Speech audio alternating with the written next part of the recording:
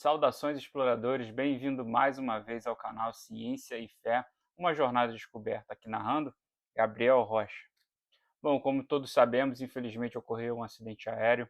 Isso não é tão frequente nem tão comum, mas lamentamos o ocorrido. Infelizmente, estamos sujeitos a esse tipo de coisas, ainda que muito raro, ainda que seja um meio de transporte muito seguro, e isso eu venho enfatizar. Estamos todos chocados com o que aconteceu no voo de Cascavel a São Paulo, com a companhia Voo e Pass Linhas Aéreas, que aconteceu nessa última sexta-feira, dia 9 de agosto de 2024.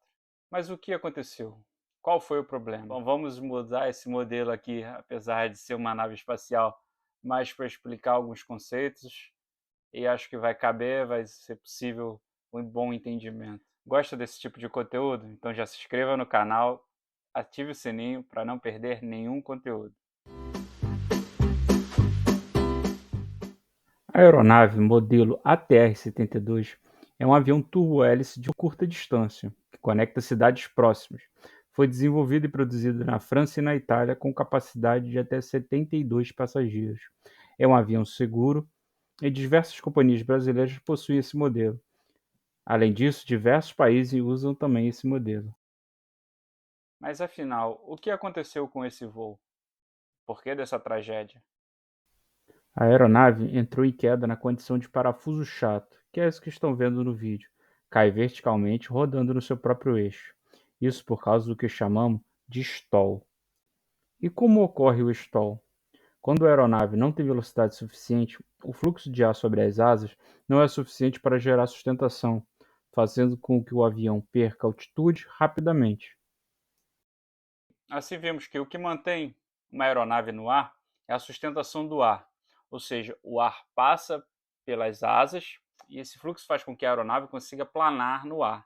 E as turbinas, ou nesse caso, as hélices, elas não mantêm o avião no ar, elas simplesmente dão uma força na direção dianteira, com que faz com que a pressão do ar, ou seja, o fluxo do ar, aumente sobre a asa e assim consiga manter a aeronave planando. Mas como sair dessa situação de stall?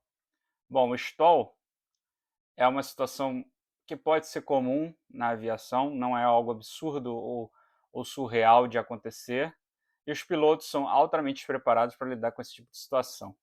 Assim como também as próprias aeronaves muitas vezes têm sistemas de segurança que conseguem sair desse problema.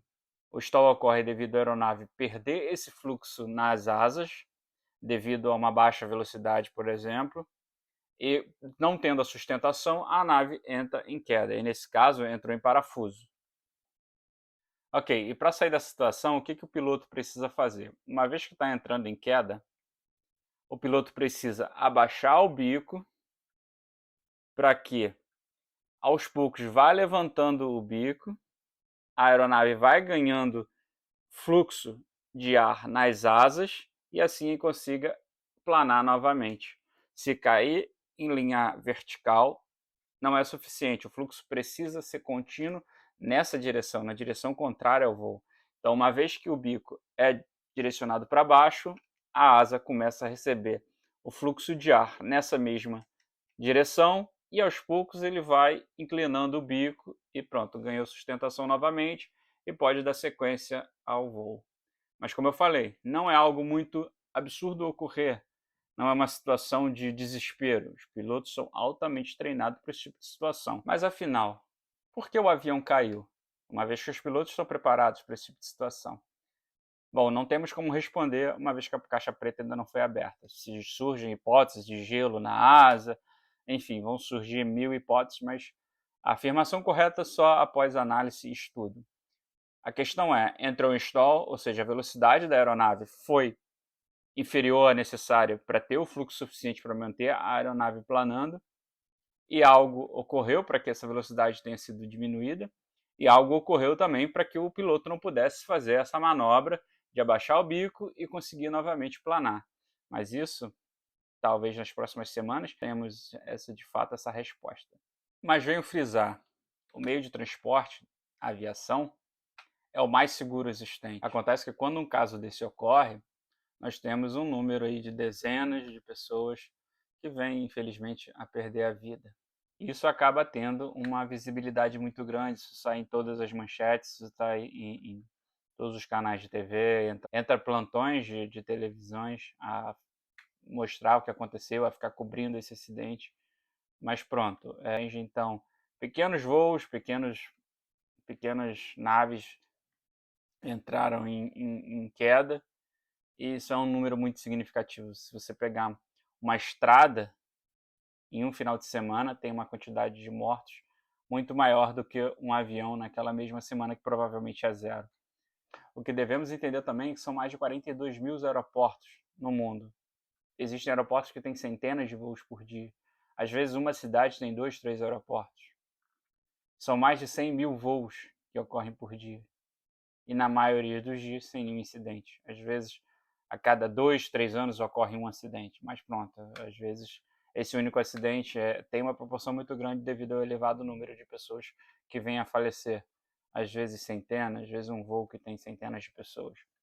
Mas pronto, se comparado a uma BR, por exemplo, do Brasil, em um ano se mata muito mais pessoas do que um ano inteiro da aviação no mundo.